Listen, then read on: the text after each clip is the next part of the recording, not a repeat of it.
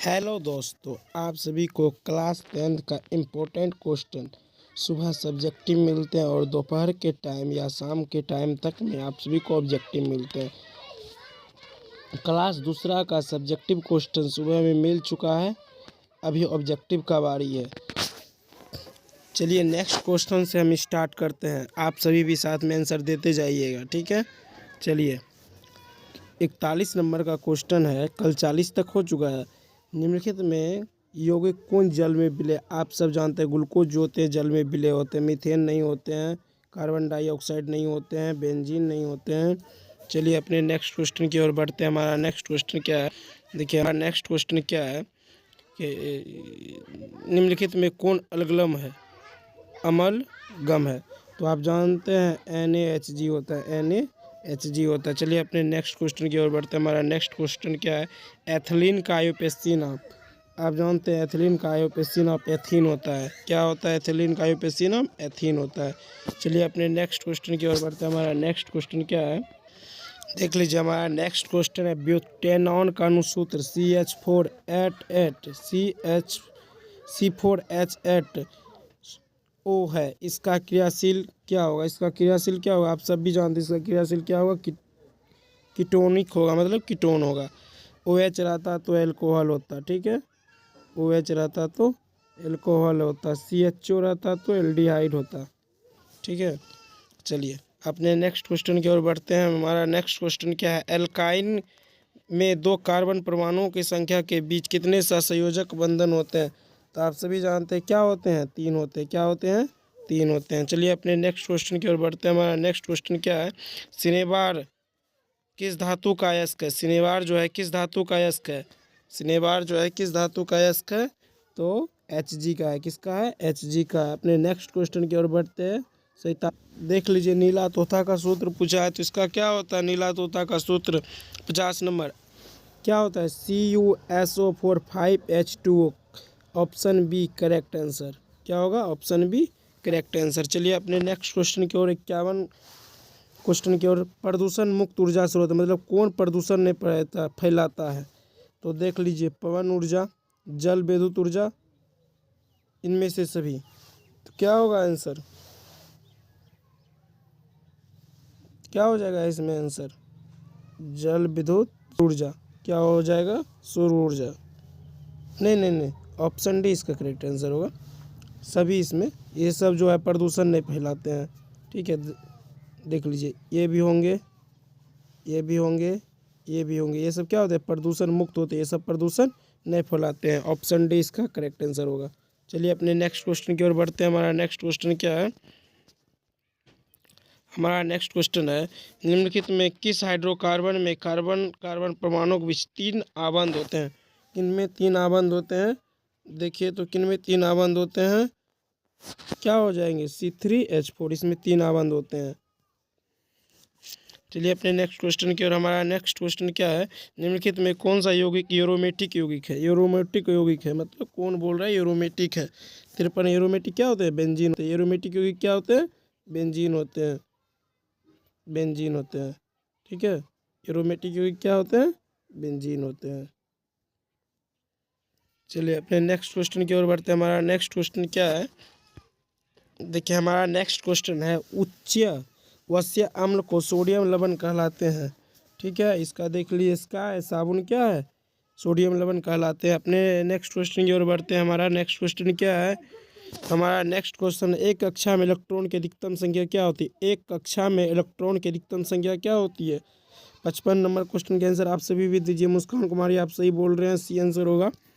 चलिए अपने 56 नंबर में चलिए साइटन का आकार होता है। साइटन का आकार कैसा होता है? ताराकार होता है। किसके किसके जैसा होता है? ताराकार होता है। चलिए अपने नेक्स्ट क्वेश्चन की ओर चलते हैं। नेक्स्ट क्वेश्चन क्या है?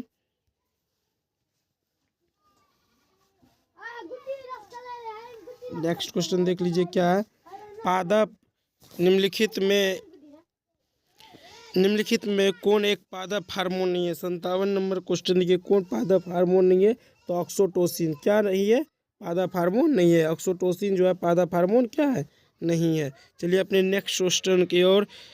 यूरिया रक्त में कहाँ प्रवेश करती है? यूरिया जो है रक्त में कहाँ प्रवेश करती है? यकृत में। कहाँ प्रवेश करती है? यकृत में। चलिए अपने नेक्स्ट क्वेश्चन की ओर बढ़ते हैं। हमारा नेक्स्ट क्वेश्चन क्या है? नेक्स्ट निम्नलिखित में कौन सी पारिस्थितिक तंत्र में एक जैव घटक हो सकता है? देखिए पारिस्थितिक तंत्र में जैव घटक पूछा है। देखिए इसमें क्या होगा? देखिए तापमान, वायु, मृदा, ये सब क्या है? ये सब क्या है? नहीं है। इसका आंसर क्या होगा? नहीं, इसका आंसर क्या होगा? बी, कवक। क्या है? कवक। चलिए अपने नेक्स्ट क्वेश्चन की ओर। नर युग्मक तथा मादा युग्मक के संयोजन से बनता है, क्या बनता है? जाइगोट। क्या बनता है? जाइगोट। चलिए अपने नेक्स्ट क्वेश्चन की ओर बढ़ते हैं। मेरा नेक्स्ट क्वेश्चन क्या है?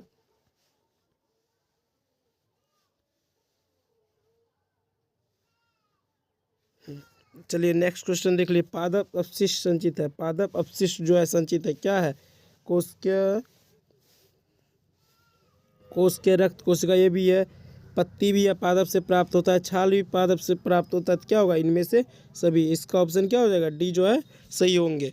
चलिए अपने नेक्स्ट क्वेश्चन की ओर। हमारा नेक्स्ट क्वेश्चन क्या है? सामान्य अनुशीतलन कितना होता है? रक्तदाब कितना होता है? 80 mm। कितना होता है? 80 mm। चलिए अपने नेक्स्ट क्वेश्चन की ओर। मनुष्य, बिल्ली तथा चमगादड़ के अग्रपाद है, क्या है? अग्रपाद क्या है? समझाते हैं। क्या है? समझाते हैं। चलिए अपने नेक्स्ट क्वेश्चन की ओर बढ़ते हैं। हमारा नेक्स्ट क्वेश्चन क्या है?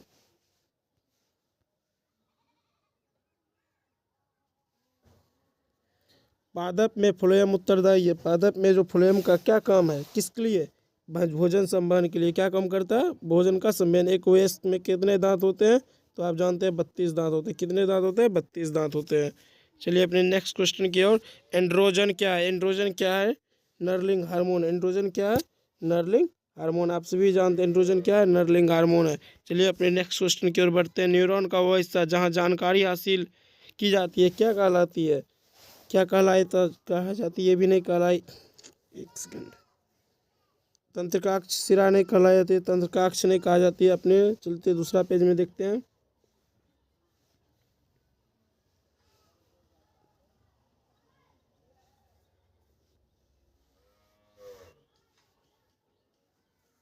क्या कहलाई कहलाई जाती है? डेंड्राइट कहलाई जाती है। क्या कहलाई जाती है? डेंड्राइट।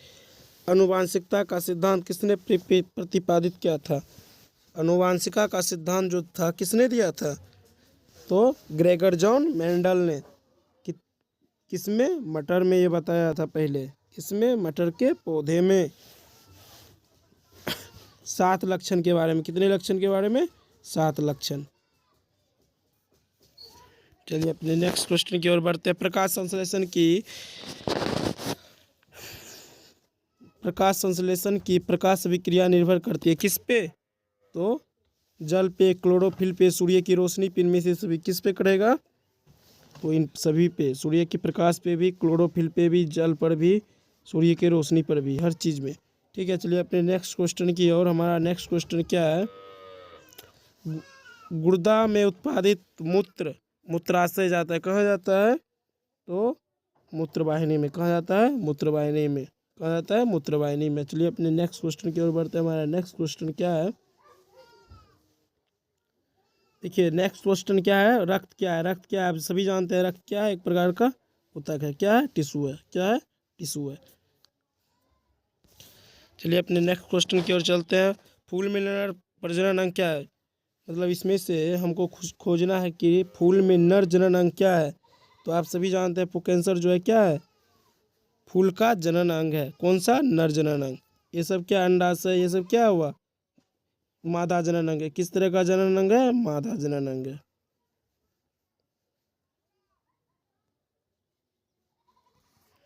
चलिए अपने नेक्स्ट क्वेश्चन की ओर बढ़ते हैं। हमारा नेक्स्ट क्वेश्चन क्या है? The origin of speech. इनके द्वारा द ओरिजिन ऑफ स्पीचक नामक पुस्तक किसने लिखा था? तो कौन लिखा था? चार्ल्स डार्विन ने। कौन लिखा था? चार्ल्स डार्विन ने। चलिए अपने नेक्स्ट क्वेश्चन की ओर बढ़ते हैं। हमारा नेक्स्ट क्वेश्चन क्या है? मानव आहार नाल का सबसे लंबा भाग क्या है? तो मानव आहार नाल का सबसे लंबा भाग क्या है? छोटी आंत शायद होंगे। ठीक है। इसका आंसर क्या हो जाएंगे? छोटी आंत। चलिए देखते हैं ऑप्शन में है कि नहीं। देख लीजिए ऑप्शन सी इसका करेक्ट आंसर होगा, छोटी आंत। ठीक है। चलिए अपने नेक्स्ट क्वेश्चन की ओर। देखिए नेक्स्ट क्वेश्चन, इनमें से कौन मादा जनन तंत्र का भाग नहीं है। इसमें से हमको खोजना है कौन मादा जनन तंत्र का भाग नहीं है। देखिए गर्भाशय जो है मादा जनन तंत्र का भाग है, डिंब वाहिनी मादा में बनते हैं, अंडाशय जो है मादा जनन तंत्र का भाग है, शुक्र वाहिका जो है ये पुरुष जनन तंत्र का भाग है। किसका भाग है? पुरुष जनन तंत्र का।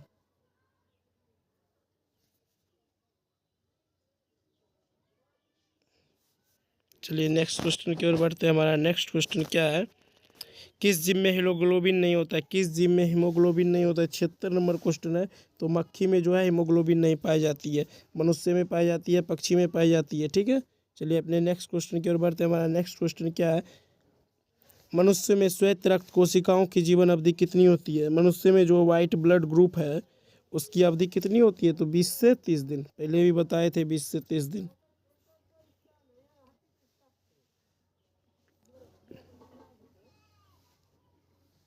चलिए प्रसिद्ध पुस्तक द माइक्रोग्राफिया किनके द्वारा लिखी गई है?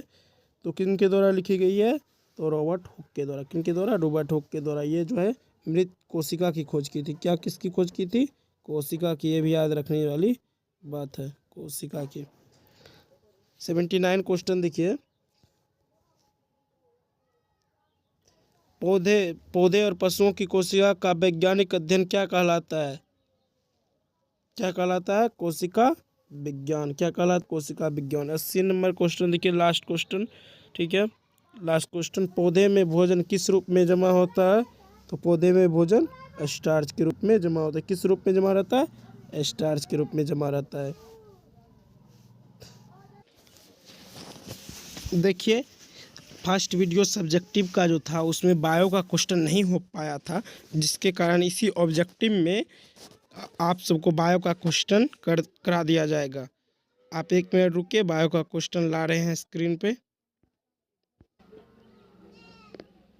चलिए देखिए बायो का क्वेश्चन आ गया है स्क्रीन पे। क्वेश्चन है, पेट में पाचक रस की क्या भूमिका है? मतलब पेट जो है उसमें पाचक रस की क्या भूमिका होती है? ठीक है, पेट में पाचक रस की क्या भूमिका होती है? तो देखिए आंसर दिया है, पाचक रस भोजन के छोटो छोटो अणुओं में तोड़ते हैं। मतलब HCl के बारे में पूछ रहा है। ठीक है, HCl के बारे में। यह प्रोटीन वसा को कार्बोहाइड्रेट को पचाने में मदद करती है। जो वसा होती है ना कार्बोहाइड्रेट, उसको पचाने में मदद करती है। पैप्सिन प्रोटीन एवं पेप्टिलाइट्स में तोड़ता है। किस में तोड़ता है? पेप्टिलाइट्स में तोड़ता है। ठीक है, चलिए अपने नेक्स्ट क्वेश्चन की ओर बढ़ते हैं। हमारा नेक्स्ट क्वेश्चन क्या है, देखिए मछली, केचुआ, मच्छर, मानव के मुख्य श्वसन अंग का नाम लिखिए। देखिए मछली का गलफड़ से, ठीक है, किससे होता है? गलफड़ से। केचुआ का त्वचा से श्वसन होता है, मतलब सांस लेते हैं। मच्छर का ट्रेकियल सिस्टम से, और मानव का फेफड़े से। ठीक है, चलिए चलिए अपने नेक्स्ट क्वेश्चन की ओर बढ़ते हैं। मानव रक्त का दोहरा परिसंचरण है। रक्त का दोहरा परिसंचरण दो प्रकार का होता है। पहला फूफनशीय परिसंचरण, दूसरा है प्राणीलिगत परिसंचरण।